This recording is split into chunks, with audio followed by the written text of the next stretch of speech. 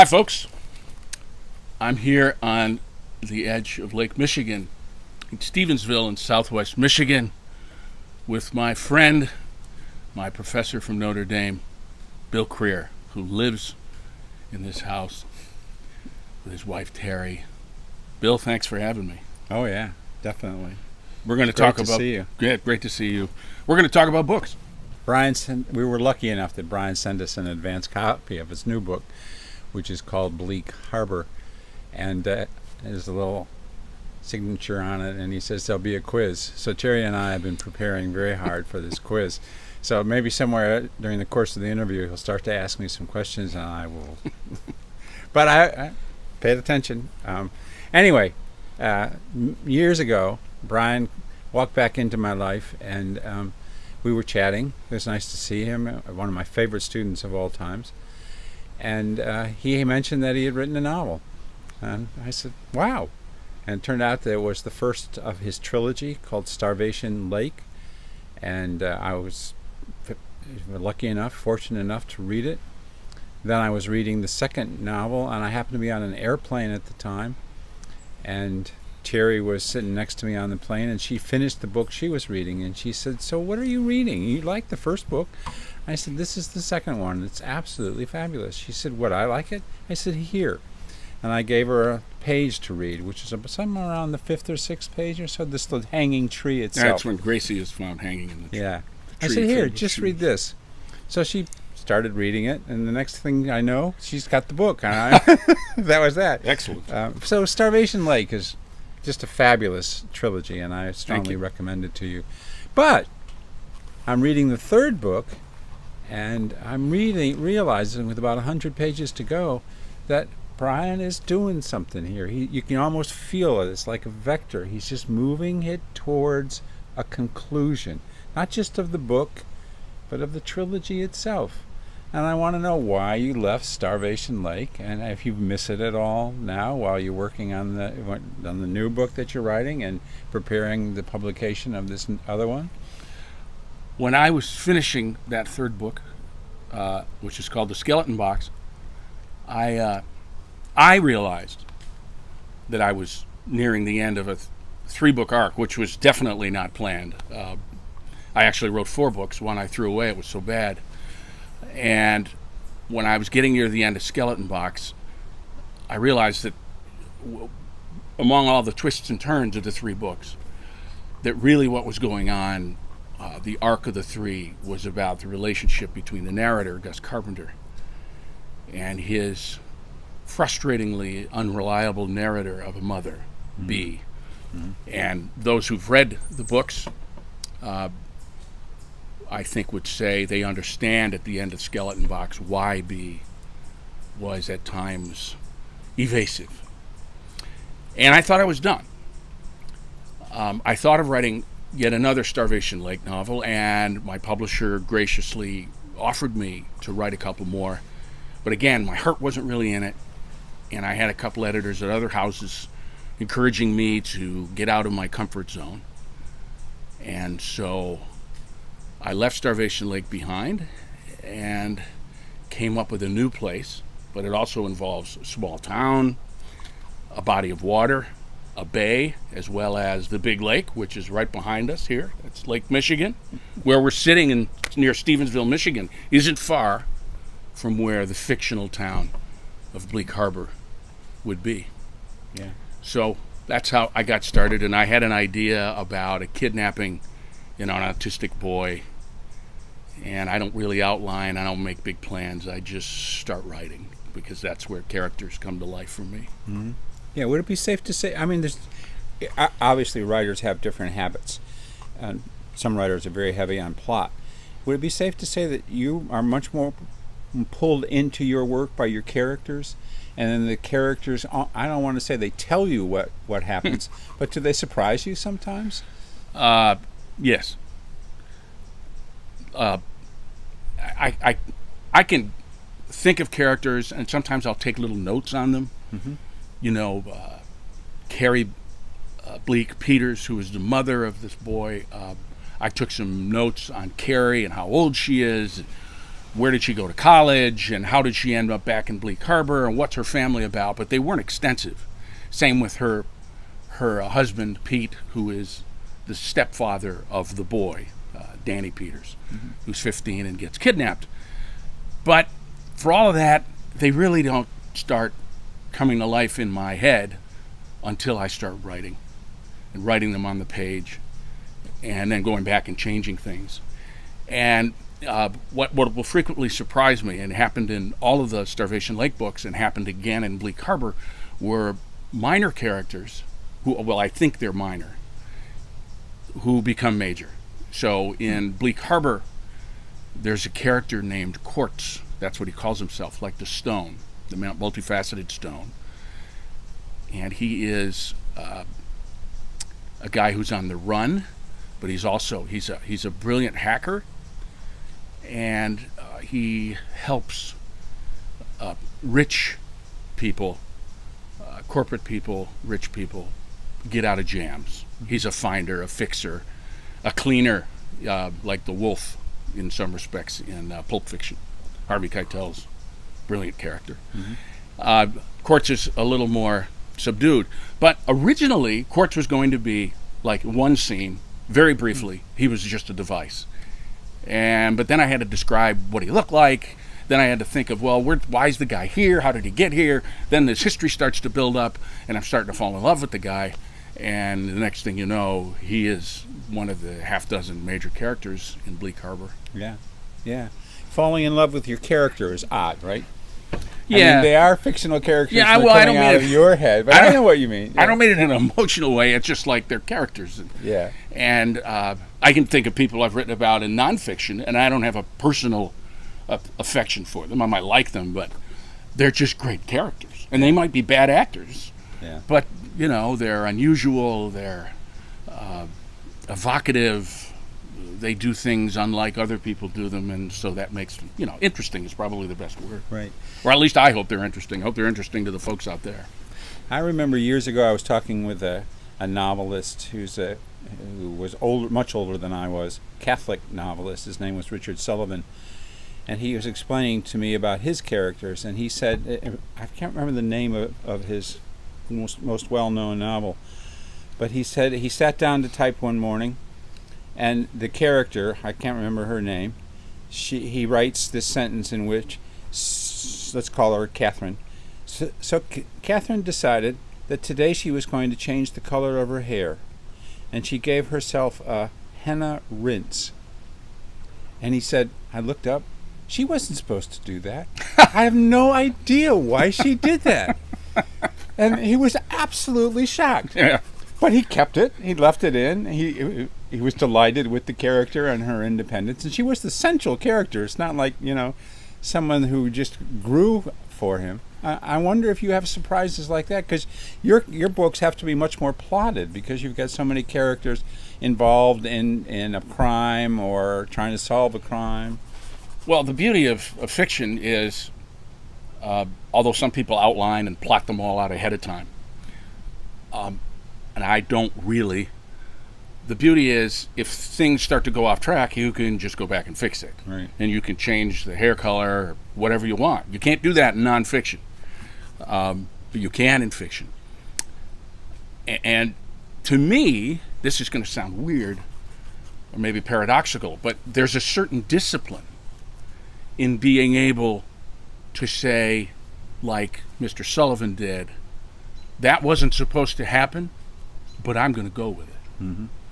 And that, it sounds like you're just taking a flyer, and to some degree you are, but there's a discipline in saying, okay, I'm going to try this. I'm going to try to make it work. Sometimes it doesn't work, and then you got to stop before you waste too much time. But there was a character in the very first book, Starvation Lake. The main character, Gus, has to go into this store where this woman works as a cashier, and he needs to get a piece of information from her. Her name is Barbara Lampley. And that's what I thought. He's going to go, he's going to get this piece of information, and Barbara Lampley's going to disappear.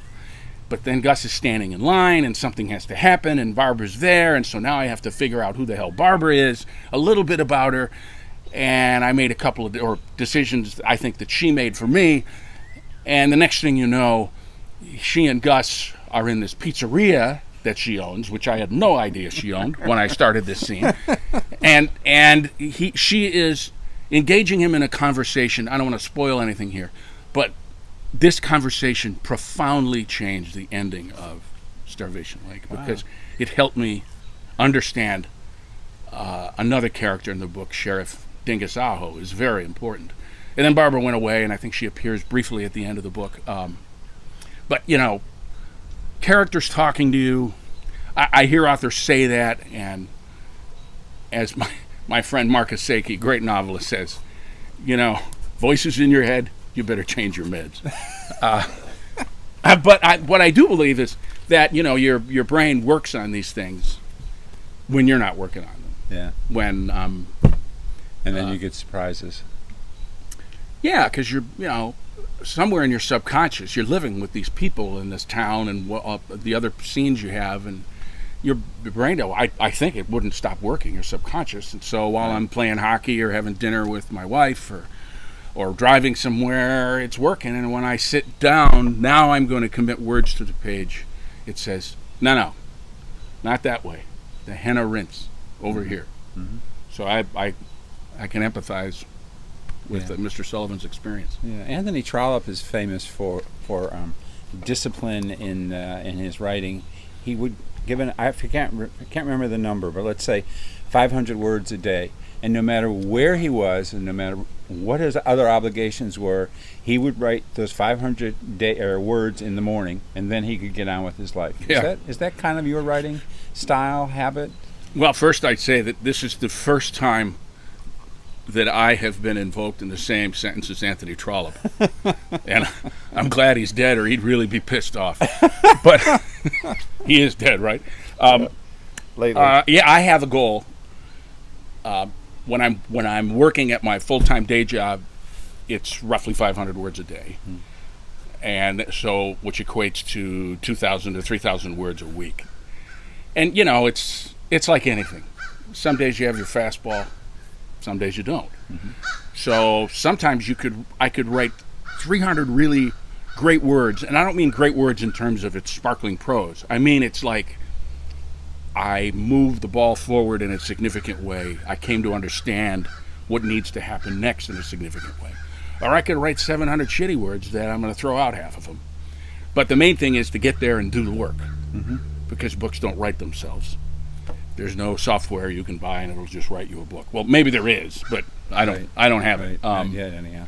So, and then recently, at this moment, I'm on a book leave, and so I'm trying to get 1,000 words a day. And I've had a couple of 1,900 word days, and I've had a couple of 450 word days. One 450 word days, but it's going along nicely. I try. This is a little trick that Hemingway used.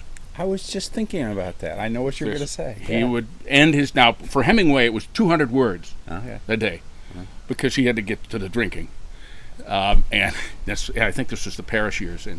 But he would stop where he knew what the next sentence or idea was. Yeah. And if you do that, then, you have this place you can start the next day that gets you going, it primes the pump. Mm-hmm. It's like you're not really starting with a blank page. Even though you are. Well, let's take that metaphor. You were working on Bleak Harbor last 2 years, let's say. At least. During that time, were you thinking of the book you're now writing? Was it percolating? Did you have some ideas about it? It was the next book I write, and I already have these ideas about it. Like Hemingway knew what his next words were going to be that morning. Only in the last year. I didn't know what the next book would be, partly because I didn't know that Bleak Harbor would be published. There was a long period where publishers were saying no, and finally Thomas and Mercer at Amazon came through and gave me a 2-book deal. So then I started thinking about something. So this would have been a year ago, and I was talking with my agents about it, and I went back and forth with them on some précis of the book. As it turned out, I gave Amazon one paragraph and said, this is what it's going to be about. It'll be set in Bleak Harbor. There may be a character or two from Bleak Harbor who spill over into the next book, but they won't be major. Otherwise, it'll be new characters, same setting, and it'll be connected into the town and the family, the Bleak family that founded Bleak Harbor in my fictional world in 1860. But then, this was kind of cool. So I was doing edits of Bleak Harbor, and I was starting this new book, and so I realized I can drop a couple of details in Bleak Harbor. They're not obtrusive at all, and they don't lock me into anything, but little details that a careful reader, when they read the next book, would say, oh yeah, he mentioned that. So there's a family name of a crime family in Detroit that's mentioned briefly in Bleak Harbor, and they will become much more important in the next book. Or if I decide they're not, it doesn't really matter. So they're in Bleak Harbor and they're gone. But I'm certain they're going to be important in this book, which I'm about almost 50,000 words in. So it's somewhere at halfway, you know. Yeah. So, how important is place to you when you write? Because you wrote a trilogy about a place, and certainly involves the same characters moving through something, but that place becomes extremely important. Now, with the next book, you're writing about the place again. You're setting it in Bleak Harbor. Right. You're not necessarily using the same characters, only a few. Right. And in peripheral roles, probably. But the place seems to matter to you. Yeah, and they're fictional places. It's not like, oh, I grew up in Saugatuck, and therefore I grew up in Stevensville, and therefore... Right. Well, with Starvation Lake, it was just writing about something that was familiar to me. And when I had the one-sentence idea for Starvation Lake, and I was talking with my agent, and we debated where to set it. And I thought, well, I'd either like to set it in downriver Detroit, which is blue-collar, a place I hated to go play hockey. It was scary because these people were so passionate about their hockey in downriver Detroit, and they turned out a lot of really great players. But then I said, but also northern Michigan, where northern lower Michigan, so for Michiganders is about right there is where the fictional Starvation Lake is. And I had been going up there since I was a kid because my parents bought a house up there. And my agent, Suzanne, said, yes, let's go up there.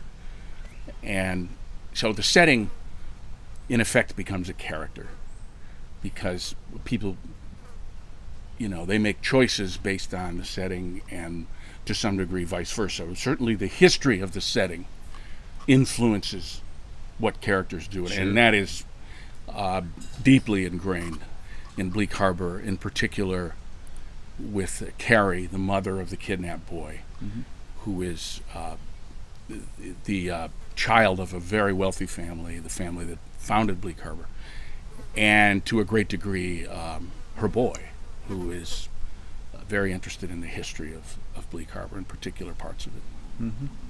Do you think sometimes of your characters as being, let's say it this way, trapped in the place? Like some of your characters in Starvation Lake had past that kept them there in Starvation Lake. Are they required to be there by something psychological, something in their past? Well, in Starvation Lake's case, certainly Gus, who, he left Starvation Lake. He wanted to leave Starvation Lake, and he goes off and starts this career, and then he screws it all up, and he has to go home. And so in a way, he's trapped, but he's trapped by his own bad choices. In Bleak Harbor,